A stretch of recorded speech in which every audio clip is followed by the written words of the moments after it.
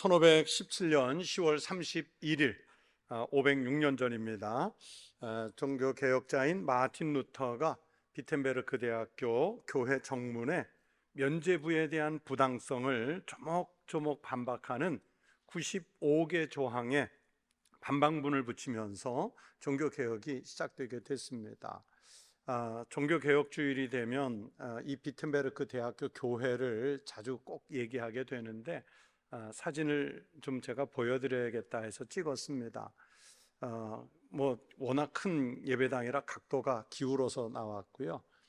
정면에서 찍을 수가 없어서 측면을 찍은 겁니다. 그런데 이 정면에 이제 95개 조항을 당시에 반박문을 붙였는데 지금은 이렇게 예전에는 종이로 돼 있었지만 지금은 종이로 돼 있지 않고 이렇게 저 문 자체가 청동문입니다. 저 청동문 양쪽에 95개 조항이 글자가 빼곡하게 새겨져 있습니다. 눈으로는 잘 안 보이고 가까이 가서 보면 보이는데 저렇게 반박문이 붙어 있습니다. 이렇게 종교개혁이 본격적으로 시작된 것을 기념해서 세계 기독교가 해마다 이 10월 마지막 주일이 되면 종교개혁 기념주일로 지킵니다. 물론 이 마틴 루터보다, 비텐베르크에 있었던 마틴 루터보다 한 100여 년 앞서서 종교개혁을 시작하신 분들도 있었지만요, 그러나 그 당시 교회와 교황 세력의 박해를 받아서 그 종교개혁을 시도했던 분들이 화형을 당하거나 다양한 방법으로 순교를 당하거나 또는 교회에서 파문을 당해서 쫓겨나고 그렇게 세력을 잃었다가 이제 루터 시대에 이르러서 우리가 알고 있는 그 구텐베르크 금속 활자 인쇄술이 발달하면서 이제 성경이 자국어로 번역돼서 자국어로 출판되고 또 그러면서 자국어로 예배를 드리면서 종교개혁이 본격적으로 시작을 하게 됐습니다. 루터와 아주 비슷한 시기에 스위스 찌리히에서는 쯔빙글리라는 분이 종교개혁을 했고 이 루터와 쯔빙글리보다 한 10여 년 뒤늦게 장깔뱅, 이제 이분은 우리 장로교를 만드신 분이죠. 이 장깔뱅이 스위스 제네바에서 종교개혁 운동을 해서 오늘의 우리의 형태가 되는 개혁교회를 갖게 됐습니다. 오늘날 소위 개신교에서 신앙생활을 하는 모든 성도들은 바로 이분들의 종교개혁의 덕을 보고 있는 겁니다. 우리가 무슨 덕을 봤냐 이렇게 물으실지도 모르겠는데 가장 결정적으로는 종교개혁 이전에는 선교의 열정이 없었어요. 왜? 다 교회 다닌다고 생각했으니까. 그러나 종교개혁을 하면서 땅끝까지 복음을 전하겠다는 선교가 활성화가 되면서 세상 곳곳으로 이 복음이 전파돼서 우리까지 이르러 우리가 예수를 믿는 그리고 구원을 받는 은혜가 일어나게 됐습니다. 그리고 지금 우리가 우리말로 번역된 성경을 읽을 수 있고 우리말로 설교를 듣고 그리고 자유롭고 독립된 교회를 각각 갖게 됐지 않습니까? 바로 이런 것들이 하나같이 종교개혁의 결과들입니다. 그래서 우리 개혁교회들은 500년 전처럼 정체되지 않고 날마다 우리의 신앙과 삶을 새롭게 갱신하는 개혁자의 삶을 살아갈 책임이 우리에게 부여가 됐습니다. 그 종교개혁을 기념하면서 그 신앙을 잇겠다는 다짐과 함께 우리가 해마다 이렇게 종교개혁주일을 맞습니다. 언제나 여러분이 사는 삶의 자리에서 또 교회는 교회대로 교회의 자리에서 하나님께서 우리에게 기대하시는 날마다 개혁하는 갱신하는 교회요 성도로 살아가실 수 있기를 축원합니다. 여러분, 신앙생활을 하다 보면 하나님께서 역사하시는 방법 때문에 우리가 놀랄 때가 많습니다. 하나님은 우리가 감히 생각하지 않는 방법으로 우리를 살리시고 우리가 능력을 얻게 하시고 또 세상을 이기고 살아갈 수 있는 길을 열어주십니다. 우리의 일반적인 이성, 사고로는 알 수 없는 하나님의 은혜예요. 오늘 본문 말씀이 바로 그런 사실을 우리에게 보여주시는 하나님의 말씀입니다. 이스라엘 성지순례를 하다 보면 지구상에서 사람이 사는 고도가 제일 낮은 곳, 해발 마이너스 400m, 거기에 그 사해 근방에 아주 보기 드물게 크고 아름다운 오아시스를 만나게 되는데, 성경에 많이 등장하는 여리고라는 성입니다. 이스라엘 백성들이 출애굽해서 가나안 땅 들어갈 때 여호수아를 중심으로 7바퀴 돌아서 정복한 그 여리고 성입니다. 또 오늘 본문 속에 등장하는 여리고 성입니다. 예수님께서 삭개오 만났던 장소가 바로 그 여리고 성입니다. 이 여리고는 사해 근방에 아주 보기 드물게 크고 아름다운 오아시스 지역입니다. 작은 언덕에 올라가서 이 여리고 시내를 내려다보면 사막 한복판에 참 아름다운 종려나무 숲이 평지를 이루어서 길게 뻗어 있고요. 그러면서 그 뒷면에는 예수님께서 공생애 시작하시기 전에 광야에서 40일 금식하며 시험 받으신 사건이 있는데, 바로 그 시험산이 여리고에 있습니다. 그래서 뒤에는 산이 있고 앞에는 평지가 펼쳐지기 때문에 아주 광야지만 아늑한 느낌을 주는 그런 오아시스입니다. 그래서 오늘 읽은 이 본문 말씀에도 자기네 성읍의 위치에 대해서 뭐라고 그랬어요? 보시는 바와 같이 이 성읍의 위치는 좋으나 그랬어요. 정말로 그렇습니다. 여리고 지형은 유대 산지로부터 저지대로 흘러가는 강이 있어가지고 수량이 풍부해서 종려나무, 무화과 나무가 넉넉하고요. 그리고 오렌지가 지금도 많이 생산되는 대표적인 지역입니다. 비록 광야에 있지만 나름 사람들이 살기에 꽤 적합한 지역입니다. 그런데 오늘 말씀해 보니까 이렇게 아름다운 여리고에 한 가지 흠이 있다 그랬어요. 그것은 바로 물이 좋지 않다는 것입니다. 여러분, 여리고에 가면 물이 솟아나오는 샘의 근원이 있는데, 예전에는 그 물이 나오는 곳이 밖으로 노출되어 있었거든요. 그런데 한 4년 전쯤에 우리 교회 성도들하고 성지순례 가서 여기를 둘러보니까 이제는 그 물 근원 안에 큰 건물을 지어서 여기를 보호하고 있더라고요. 우리나라도요, 태백에 가면 한강물이 시작하는 그 발원지가 있어요. 검룡소라고. 낙동강물이 시작하는 발원지가 있어요. 황지라고. 그렇죠? 많이 들어보셨고 많이 가보셨을 거예요. 그런데 그곳에 가보면 큰 강, 한강이 시작되고 낙동강이 시작되는 그 발원지 같지 않게 생각보다 작은 연못이에요. 물이 엄청나게 솟아나는 것도 아니고 그냥 적당하게 솟아나요. 생각보다 아주 작아요. 그런데 그 작은 샘에서 솟아나는 물이 흘러서 큰 한강도 이루고 또 그러면서 낙동강도 만드는 거죠. 그런 것처럼 이 여리고 샘의 근원도요, 많은 물이 뭐 콸콸콸콸 솟아나는 것은 아니지만 여리고 지역의 사람들이 지금도 넉넉하게 먹고 그리고 최소한의 농사를 지을 정도는 됩니다. 그런데 오늘 본문 말씀에 보니까 지형의 위치는 좋은데 그 물이 좋지 않다. 여리고 사람들에게 걱정거리가 바로 이 물이 좋지 않다는 것이었습니다. 여호수아 6장 26절에 보면 여호수아가 이 여리고성을 함락시킨 다음에 도시가 재건되지 못하도록 저주하는 장면이 있습니다.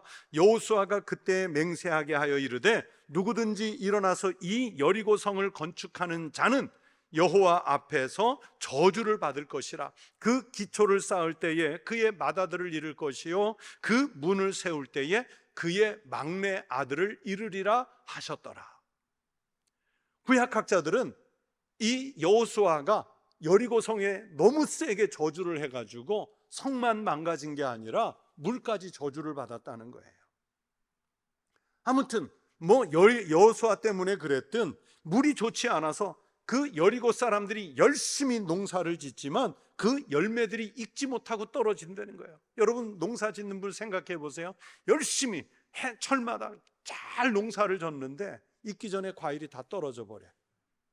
익기 전에 그 채소들이 다 죽어버려요. 성경이 말씀했죠. 물이 나쁨으로 토산이 익지 못하고 떨어지니. 여리고 주민들은 물이 좋지 않아서 땅의 소산을 수확할 수 없을 뿐만 아니라 주민들과 또 짐승들이, 가축들이 질병에 시달리고요. 그리고 오늘 본문 속에 죽음이라는 단어가 나오는데 이건 죽는다는 표현보다 정확한 말은 유산, 낙태한다는 얘기예요.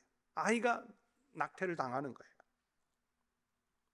그래서 이 여리고 사람들이 이 물 때문에 고민하던 차에 마침 하나님의 선지자 엘리사 선생님이 이 여리고에 오셔서 머물고 있다는 소문을 듣게 됐고, 백성들이, 대표들이 엘리사 선지자를 찾아가서 자기들의 사정을 이야기합니다. 도움을 요청하는 거예요. 요청하는 내용은 물을 쓸 수 있도록 깨끗하게 고쳐달라는 거죠.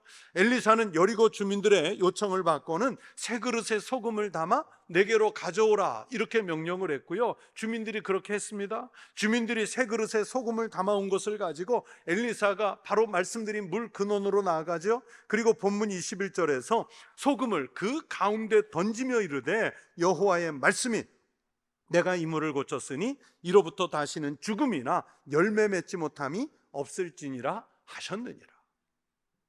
엘리사가 한 말과 같이 고쳐졌다. 사람들이 고통스러워하는 이 물을 깨끗하게 고쳐줬다. 성경이 말씀하세요. 저는요, 이 말씀을 읽고 묵상할 때마다 참 신기한 하나님의 능력을 봅니다. 우리 인간의 상식으로는 이해가 되지 않는 하나님의 능력이에요. 여러분, 무엇이 그렇게 제가 신기한가 하면 하나님이 물 근원을 고치시는데 소금을 사용하셨다는 것도 신기하고요. 그리고 그 소금이 정화 능력이 있다고 할지라도, 그러면 우리 생각에는 소금을 들이다 갔다가 퍼 부어야 그 많은 물을 고칠 텐데 달랑 불과 한 그릇의 소금만 갖다 던져버리잖아요. 이게 신기한 거예요. 하나님은 엘리사를 통해서 우리의 상식을 넘어서는 방법으로 이 물 근원을 고치시는 거예요. 그러니까 여러분, 물을 고친 것은 우리 인간의 어떤 방법이나 능력이 아니라 오직 하나님의 은혜, 하나님의 능력에 의해서 가능하시다는 것을 오늘 성경이 말씀하는 거예요.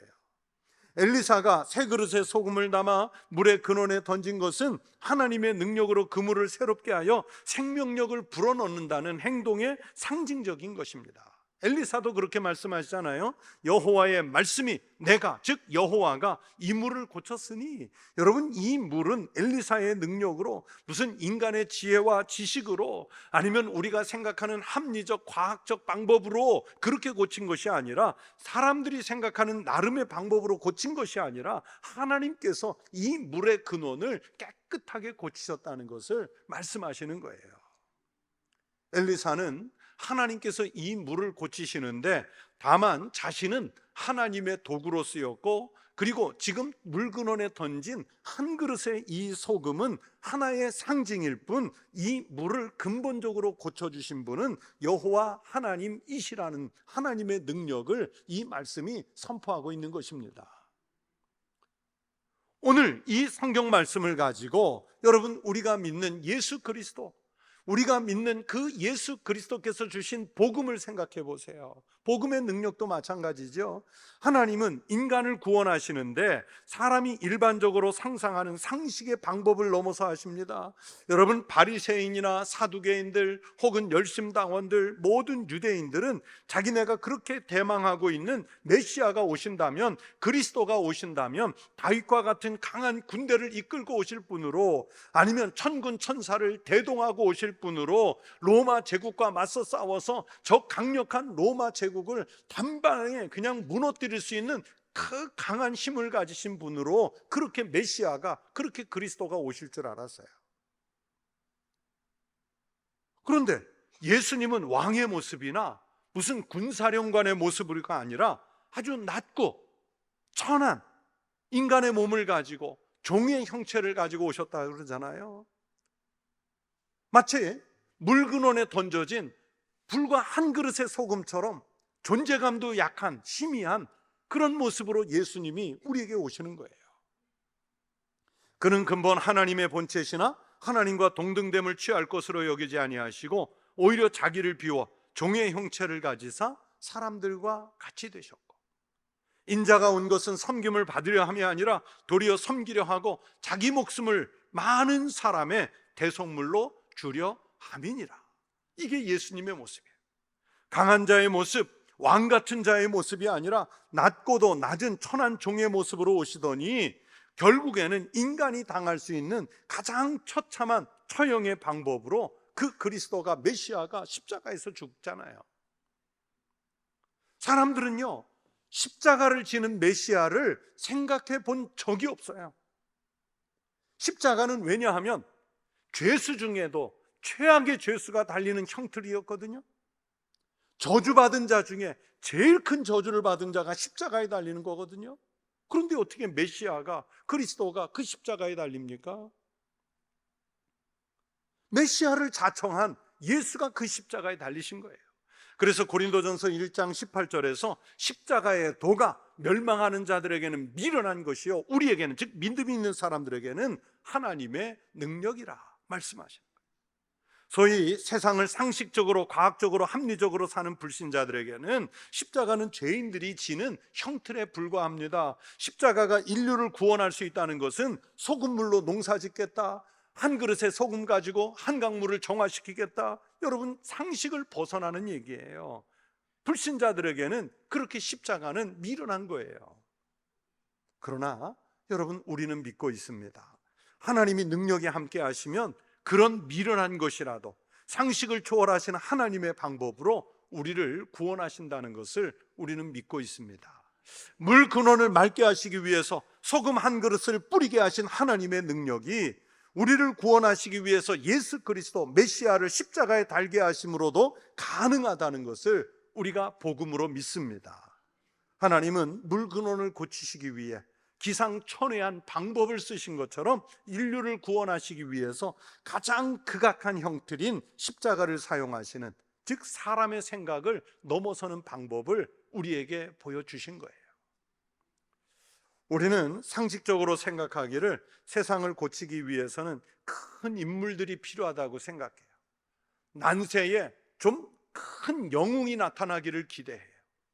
오늘날 많은 사람들이 시대를 보면서 자조하기를 이 시대가 병들었다, 타락했다, 부패했다, 누군가가 좀 고쳐주기를 기대하죠. 대통령을 비롯한 정치인들이 정치를 잘하면 세상을 좀 편하게 만들어주지 않을까? 기업을 경영하는 이들이 경영 실적을 탁월하게 이끌어서 많은 사람들에게 어떤 경제적 부와 혜택을 나누어 주면 좋지 않을까? 세계 평화를 위해서 영웅적인 희생을 하는 사람이 나타나 이 세계가 좀 평안했으면 좋겠다, 이런 어떤 특별한 능력을 가진 지도자가 나서서 고쳐주기를 기대하고 있습니다. 맞습니다. 그게 우리 인간이 가장 기대하는 상식적인 거죠. 그러나 여러분, 주님의 방법, 하나님의 방법은 그렇지 않아요. 하나님은 나같이 작고 미약한 사람들을 통해서도, 여러분 같은 성도 한 사람 한 사람을 통해서 우리 사회의 물 근원을 고치실 수 있다는 사실입니다. 나같이 작은 사람도 하나님이 쓰시고자 하면 엘리사가 물 근원에 던진 그 소금 한 그릇이 별 볼 일 없는 그릇이지만, 소금의 분량이지만 마치 그 소금 한 그릇처럼 나를 던져서 쓰실 수 있다는 것을 우리가 믿어야 합니다. 나를 사용하신다는 것이 상식에 안 맞을 수도 있겠지만 하나님은 분명 나 같은 그리스도인을 사용하셔서 하나님의 뜻을 이루어 가신다는 사실은 아주 분명한 것입니다. 사랑하는 성도 여러분, 이 세상은요 지금 여리고의 물처럼 고침의 대상이잖아요. 우리 생활이 편리해지고 여유가 있어지고 즐길 것이 많아져서 점점 더 좋은 세상이 된 것처럼 착시를 불러일으키지요. 그런데 보세요, 곳곳에서 전쟁과 테러의 소식이 그치지 않아요. 또 지구촌 곳곳에 사람이 사는 곳에 폭염과 폭우, 또 폭한, 아주 이런 것들이, 하나님의 창조 이 물들이, 피조물들이 곳곳에서 신음을 하는 시대에 우리가 살고 있잖아요. 그러면서 그 신음의 아픔을 우리가 같이 동참하고 있지 않습니까? 우리가 세상이 좋아진 것처럼 보이지만 그러나 실상은 물이 좋지 않아서 열매를 맺지 못하는 세상에, 죽음이 만연한 세상에 우리가 지금 살고 있는 거예요. 삶과 신앙의 토산이 있기도 전에 떨어져 버리고요, 사람이 죽어가고 환경이 파괴되고 또 기후 생태계가 무너지고 하나님의 창조물들이 다 죽을 지경인 이런 시대에 살고 있어요.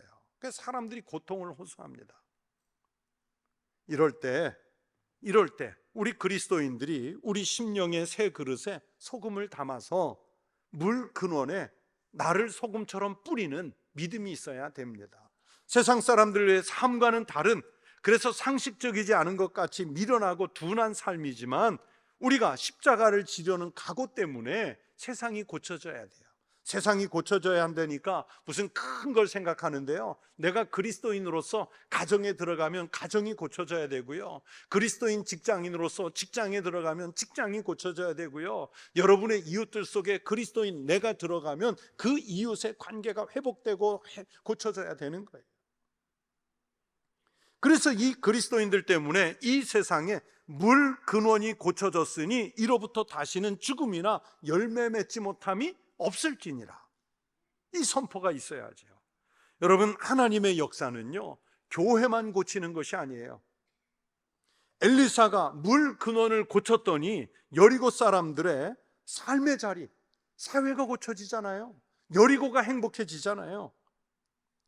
그렇게 교회가 세상의 희망이어야 하고 그리스도인이 세상의 빛이어야 하고 소금이어야 하는 것입니다. 그런 면에서 오늘날 우리 교회가 과연 사회를 고치고 세상을 변화시키려는 시도와 노력이 있는지 돌아봐야 돼요. 교회 때문에 희망이 있어, 그리스도인들이 몇백만 명 있기 때문에 아직은 우리 한국이 희망이 있어. 여러분, 그런 소리 들어보셨어요? 앞에서 사진까지 보여주며 설명했던 끌리니 스토원처럼 한때는 살아있는 것 같았는데 그만 자기의 소명을 잃어버리니까 오히려 정치 세력에 의해서 퇴출되고 해산되고 건물만 관광객들 맞아들이는 그런 교회가 되고 말잖아요.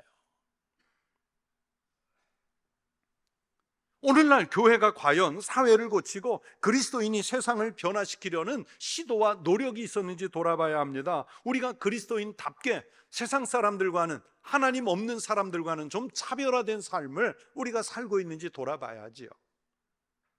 그리스도인들이 믿는 십자가의 도가 믿지 않는 사람들이 볼 땐 분명 미련한 일입니다. 그러나 우리는 십자가의 도가 구원을 얻는 능력이 된다는 것을 분명 믿고 있습니다. 그리스도인들이 십자가를 지는 상식에 어긋나는 모습이 오히려 세상을 구원하고 건질 수 있는 가장 빠른 길이 되는 줄로 믿습니다. 여러분, 말씀드린 대로 오늘은 종교개혁 506주년 기념주일입니다.